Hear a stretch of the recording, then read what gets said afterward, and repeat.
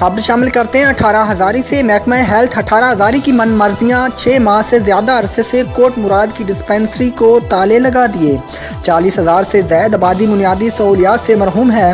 मजीद देखते हैं सैयद अमीर अब्बास शाह की इस रिपोर्ट में। महकमा हेल्थ 18,000 की मन मर्जियाँ 6 माह से ज़्यादा अरसे से कोट मुराद की डिस्पेंसरी को ताले लगा दिए। 40,000 से ज़ायद आबादी बुनियादी सहूलत से महरूम। लोगों का कहना है कि 6 माह से ऊपर हो गया है, डिस्पेंसरी पर ताले लगे हुए हैं। लोगों को मरने के लिए छोड़ दिया गया है।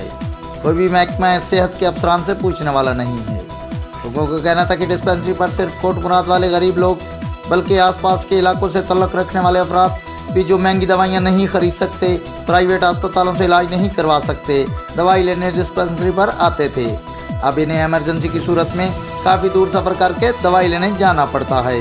लोगों का मीडिया टीम से बात करते हुए कहना था कि डिस्पेंसरी को खोला जाए, मुरादवाला के आवाम को भी इनके बुनियादी हक से महरूम ना रखा जाए।